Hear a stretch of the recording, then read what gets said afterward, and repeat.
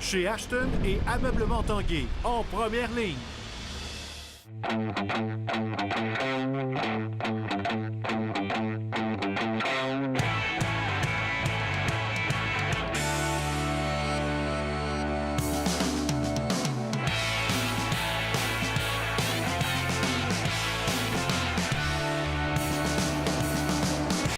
À tous, un bon mardi et bienvenue à l'Esprit sportif. Dans notre émission, aujourd'hui, on parlera de Véloshop.ca, un nouveau service unique pour les cyclistes. Également, il sera question de la 23e édition du tournoi Louis Després, un tournoi de tennis. Mais d'abord, parlons football. C'est ici samedi qu'aura lieu la 16e édition du défi S-Ouest Valero qui mettra en vedette les plus beaux espoirs du football universitaire canadien, dont 9 joueurs du Rouge et Or.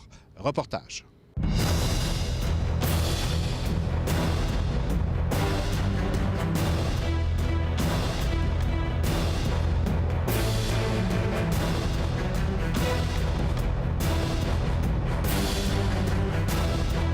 Glenn Constantin, si on parle de l'importance de ce défi S-Ouest pour les joueurs. Je pense que c'est très important. C'est qu'est-ce que tu vas voir aujourd'hui ou samedi, c'est les prochains joueurs du repêchage. À chaque année, il y a près de 2 tiers des joueurs qui ont joué dans ce match-là qui se font repêcher. Donc, c'est très, très important. Je pense que tout le classement va chavirer à partir de ce match-là. On a vu des joueurs passer qui étaient des parfaits inconnus dans le top 20. C'est drôle que je faisais toute la préparation du match. J'ai regardé tous les noms de l'année passée. Et c'est les gars que j'ai vus la semaine dernière dans le repêchage. Donc, c'est super important pour se démontrer leur talent. La Ligue canadienne nous commandite 80 000 pour l'événement. Tous les dépisteurs, tous les coachs, il y a beaucoup moins de coachs ici, mais il y a beaucoup de dépisteurs. Tous les dépisteurs de chaque équipe sont ici. On a des tests physiques qui viennent de se compléter, qui d'une durée de 4 heures, où sont mesurés, sont scrutés à la loupe. Le côté médical est fait. Donc, c'est la première ébauche du repêchage 2019 qui commence vraiment aujourd'hui. C'est un rendez-vous important pour tous ces jeunes vedettes-là en devenir du football universitaire? Oui, c'est une semaine charnière pour eux. C'est tous des gars qui espèrent jouer pro à un moment donné dans leur carrière. C'est une semaine moi, ce que je leur ai dit, c'est une entrevue comme au travail. Donc, c'est une entrevue qui dure une semaine. Donc, ils doivent se concentrer puis de se rappeler pourquoi ils sont ici. Puis faire les choix nécessaires pour arriver à leur but, qui est d'obtenir une job chez les pros au bout de la ligne. Aussi, il y a beaucoup de gars qui se connaissent, qui ont joué à Team Canada ensemble. Donc, la symbiose se forme bien déjà. Je pense que ça, c'est un de nos rôles en tant que groupe d'entraîneurs, c'est de former une symbiose quand même assez rapidement. Puis je pense que je les regarde aller, puis ça va déjà bien. Plusieurs joueurs du Rouge et Or sont là cette semaine. Entre autres, tu parlais de Mathieu Betts. Ce matin, il a bien fait lors des tests. Oui, je comprends qu'il était le meneur dans 2 tests qui n'est pas surprenant pour moi. C'est un gars qui est très rapide, très agile, très explosif. Donc, je m'attendais à avoir des bons résultats. C'est une grosse partie du crédit. Ça lui revient. Évidemment, les gars sont très bien préparés par Guillaume Rioux, Mathieu Bertrand et Marc Fortier. C'est important jusqu'à un certain point, mais je dirais pas que je ressens de pression supplémentaire, non. Je pense que c'est... Pas qu'on veut pas se mettre de pression en tant qu'athlète, mais je pense qu'on en a assez avec que ce soit le football, la préparation physique, l'école, que je pense pas qu'il faut s'ajouter un fardeau supplémentaire de devoir bien performer parce qu'il y a des recruteurs ou peu importe. Je pense que c'est le message que Sheriff nous a lancé hier à notre première réunion d'équipe. Chaque chose que tu fais, il y a quelqu'un qui va te regarder, il va te juger un peu. Là-dessus, il y a un petit stress, mais au final, ça reste une partie de football. On fait ça depuis 10 ans à Vivron, fait que, à cause de ce côté-là, c'est pas si pire. C'est sûr que c'est une étape importante vers le prochain niveau, mais moi, je le vois plus comme une semaine pour rencontrer d'autres mondes, avoir du plaisir. Puis pour moi, c'est juste une étape de plus vers le processus de peut-être éventuellement jouer pro. Live shot. Good luck.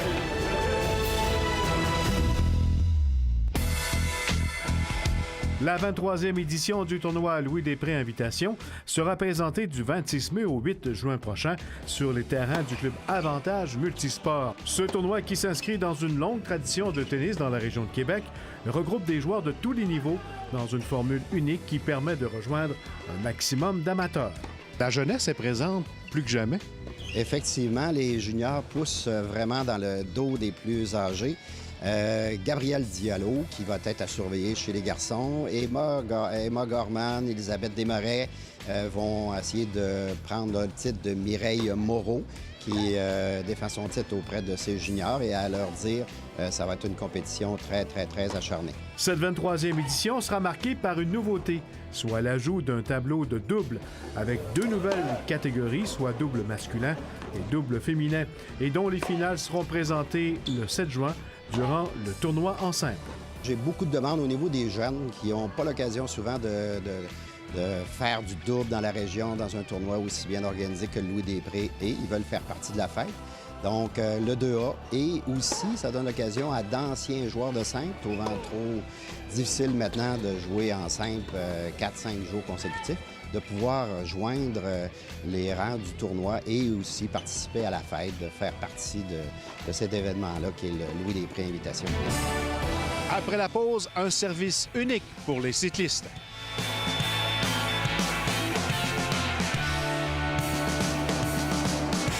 Courez la chance de gagner une paire de billets pour participer à l'événement Pro Hockey présenté par Immobourg en compagnie de vrais pros du hockey. Inscrivez-vous via la page Facebook de TVA, la section concours du Journal de Québec ou sur la page web de Week-end 91.9. L'Esprit sportif souligne l'excellence du Rouge et Or football. C'est en route vers une 10e Coupe Vanier que l'équipe amorcera la prochaine saison. En levée de rideau, un affrontement face à Concordia le 1er septembre 19h au Stade TELUS. Avec les Hugo Richard, Mathieu Betts, Adam Auclair, le Rouge et Or s'annonce difficile à battre. Et que dire de la relève? Les frères Forbes, Montblot, Philippe Robitaille et Maxime Lavallée, des étoiles du football collégial. Pour un avant-goût de la saison, l'Université Guelph affronte le Rouge et Or en match pré-saison le 18 août. Pour les cyclistes, un tout nouveau service a vu le jour récemment. Une entreprise de la région vient de lancer veloshop.ca. On se rend chez vous. Ajustez votre vélo. Reportage.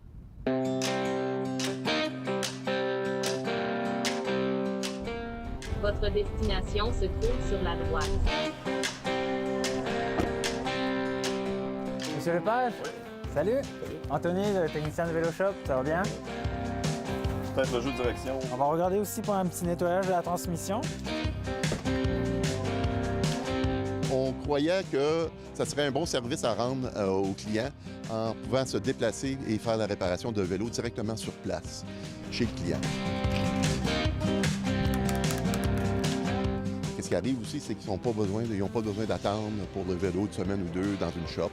Alors, ils peuvent la faire immédiatement sur place, ils peuvent l'essayer, le vélo, puis ensuite partir avec. Donc là, on enlève la roue pour procéder au nettoyage de la transmission. J'ai vu ça dans certaines revues, ça se fait aux États-Unis principalement, puis je pense dans le Canada anglais.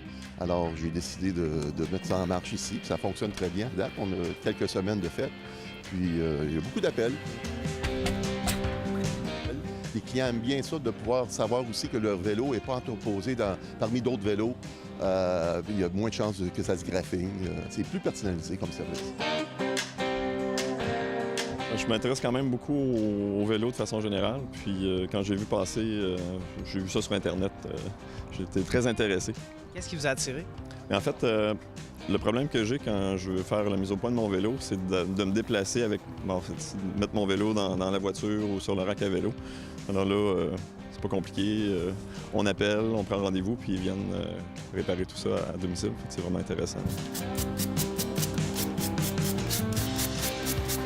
Lorsqu'on apporte notre vélo au magasin, puis qu'il reste là plusieurs semaines, ça fait plusieurs semaines qu'on ne peut pas rouler. Tandis que quand on prend rendez-vous avec Véloshop, on arrive, on répare le vélo tout de suite, puis c'est quelques heures après qu'on peut rouler. Qu'est-ce qu'il faut pour pouvoir opérer autonome? En plus, être isolé, alors on va pouvoir même travailler l'hiver. Là, je sais que la clientèle, il y en a moins l'hiver, mais de plus en plus, on commence à avoir des fat bikes qui sont utilisés l'hiver, alors on va s'en servir pour l'hiver. Votre destination se trouve sur la droite. On va commencer par vérifier les composantes du vélo, savoir si elles sont désajustées ou qu'il y aurait des bris. Souvent, ce qui a changé sur le vélo, c'est la chaîne. Fait qu'à l'aide d'un petit outil, on peut vérifier l'usure de la chaîne ici. Après, on va vérifier l'ajustement des freins, savoir si la roue tourne librement puis que les patins de frein plaquent correctement sur la roue. Pareil pour l'avant. On va utiliser chacune des vitesses, savoir si les dérailleurs sont correctement ajustés, vérifier la pression des pneus, puis ajuster tout ce qui a besoin. Puis un bon nettoyage du vélo, de l'huile sur la chaîne s'il en manque.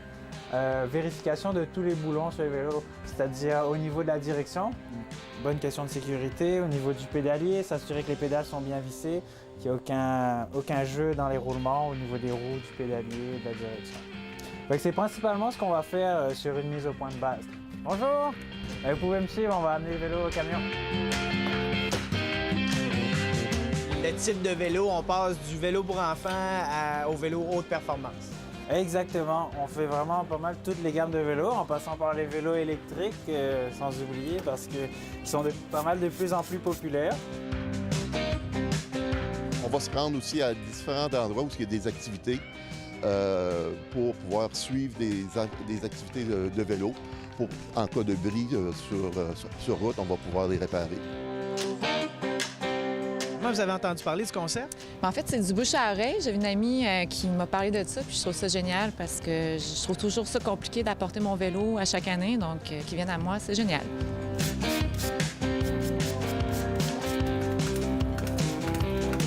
En général, les interventions, ça prend combien de temps? Une mise au point de base, ça peut varier de 30 à 45 minutes.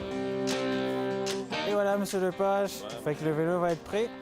Puis après, plus les services sont plus approfondis, je veux dire, là, ça va être plus long.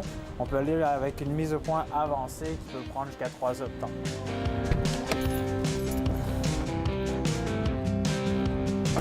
On manque tous de temps, puis on a hâte de faire du vélo, puis des fois, le beau temps arrive trop vite, puis on n'a pas le temps, donc c'est bien qu'ils viennent à nous. Le concept de Québec, c'est le fun aussi. Vraiment le fun d'encourager quelqu'un qui vient à nous. Encourager à Québec l'économie locale, c'est parfait.